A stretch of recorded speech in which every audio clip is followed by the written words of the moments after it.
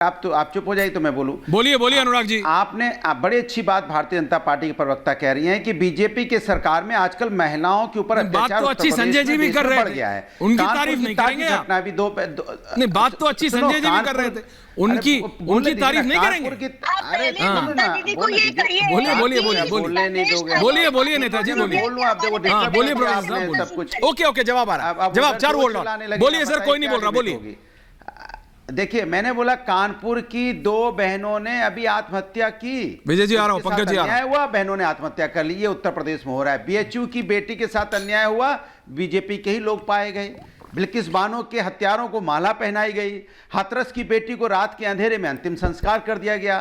पहलवान बेटियों को घसीटा गया। मैं तो कह रहा हूं, बेटी कहीं की भी हो, अंकिता भंडारी कांड का क्या हुआ आप अच्छी तरह जानते हैं। बेटी चाहे उत्तर प्रदेश की हो, बेटी चाहे पश्चिम बंगाल की हो, चाहे कहीं की भी हो, बेटी देश की है, उसका सम्मान होना चाहिए। सीधी सी बात है, चाहे ममता सरकार हो, चाहे भारतीय जनता पार्टी की सरकार हो। ये हम इस तरह की बातें नहीं करते जैसे भारतीय जनता पार्टी के लोग बात करेंगे कि पहलवान बेटियों के बारे में तो चर्चा नहीं करेंगे, संदेश खाली की बात करेंगे। मैं तो कहता हूं, संदेश खाली में जो हुआ गलत हुआ। आप बताइए, महिला पहलवान के बारे में जो हुआ गलत हुआ, नहीं बोलेंगे आप? कमाल की बात है। बीएचयू की बेटी के साथ जो अन्याय हुआ, नहीं बोलेंगे आप? कमाल की बात है। ये कैसा लोग, ये कैसी भारतीय जनता पार्टी की दोहरी नीति है? दूसरी बात, आज की डेट में, एक मिनट रुकिए, मैं आपके बीच में नहीं बोला। 20 सेकंड दीजिए Charu ji please let him complete. Thank you. चुप कराओ भाई। बोलिए चारू जी, आप अभी दूसरे चैनल पे ज्ञान दे रही थी कि नहीं, दूसरे चैनल पे भी ये ज्ञान दे रही थी कैसे कैसे प्रवक्ता आते हैं कांग्रेस के।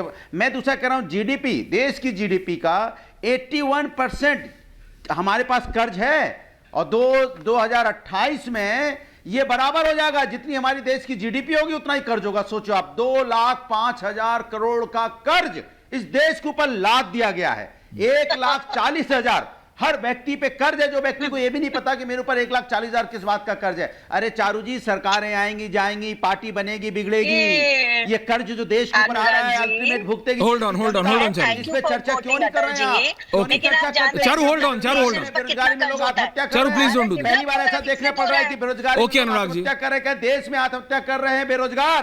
पेपर, एक मिनट, 2 मिनट और बोलिए जा रहा है। एक और मिनट, संजय जी अपने जवाब का इंतजार कर रहे हैं, आपने दिया नहीं।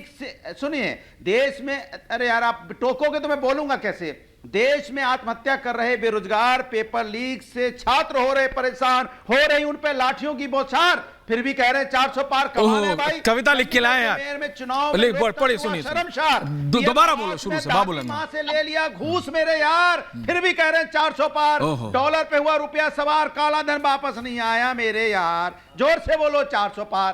कमाल का 400 पार का नारा है हर वक्त पे। 400 पार, अरे भाई 400 पार किसके ऊपर में, किसको 400 पार करना चाहते हो? पेपर लीक के जो घटनाओं के ऊपर में 400 पार करना चाहते हो? छात्र आत्महत्या कर रहे हो, उसमें 400 पार करना चाहते हो? बेटियों की इज्जत लूटी जा रही है, उसमें 400 पार करना चाहते हो? किस पे 400? किसान धरने पे बैठे, किसानों की मौत हो रही है, उसमें 400 पार करना चाहते हो?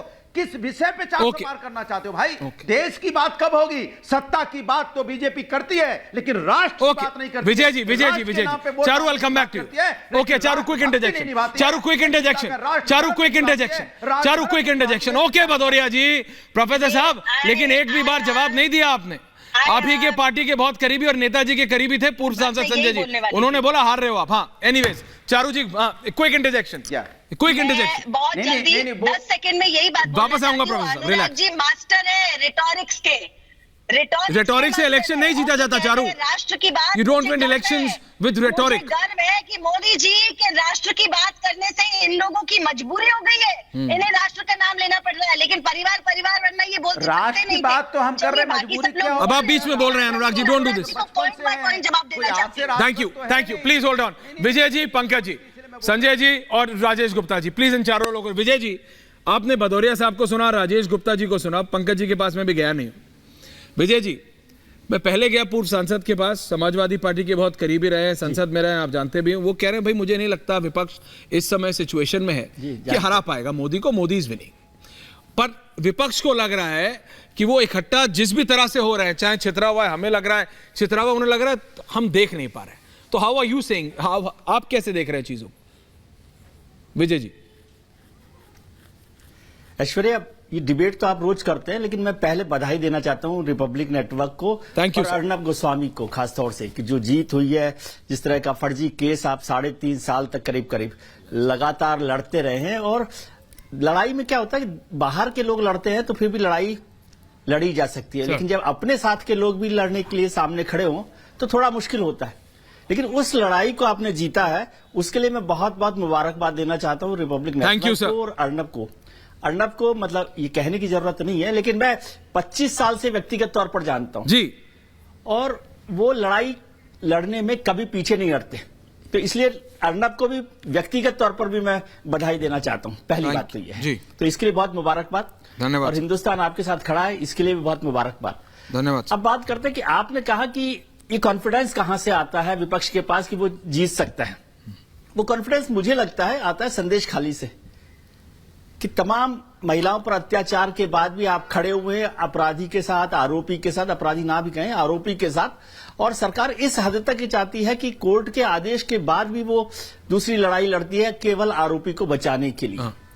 ये कॉन्फिडेंस तमिलनाडु से आता है, जब आप सनातन के खिलाफ ए राजा जैसे लोग जो सरकार में मंत्री रहे, यूपी सरकार में मंत्री रहे हैं, सांसद रहे हैं, वो राम पर, राष्ट्र पर, भारत माता पर बोलते हैं। ये जो कॉन्फिडेंस है पंजाब से आता है, जहां पर इंडिया गठबंधन की 2 पार्टियां आमने सामने लड़ाई लड़ रही हो बिना समझौते के। ये कॉन्फिडेंस आता है कि उत्तर प्रदेश में आज की तारीख में समाजवादी पार्टी और कांग्रेस में समझौता नहीं हुआ है। उनके साथ के जो सहयोगी मित्र थे जयंत चौधरी साहब, वो चले गए हैं। शायद ये कॉन्फिडेंस बिहार से भी आता हो, जहां नीतीश कुमार जो संयोजक बन रहे थे वो उनको छोड़कर चले गए, और जो तीनों पार्टियां उनमें अभी तक समझौता नहीं हुआ है। ये शायद जो कॉन्फिडेंस है महाराष्ट्र से भी आता है, कि जहां 3 पार्टियां, जिसमें से कांग्रेस के अलावा 2 बड़ी पार्टियां टूट गई हैं, और उसके बाद भी अभी सीटों के समझौते के लिए लड़ाई चल रही है।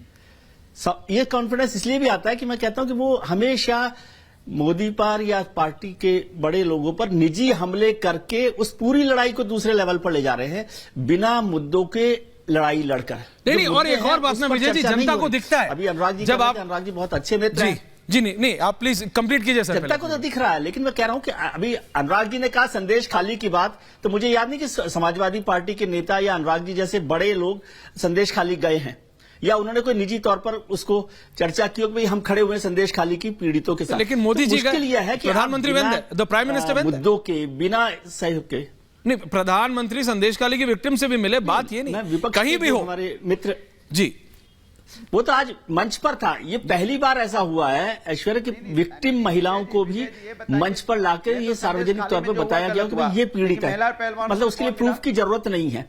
तो विपक्ष जो है बिना मुद्दों को फोकस किए बिना, राजेश जी हो सकता है कि फिर से ओके विजय, महंगाई, राजेश जी देखिए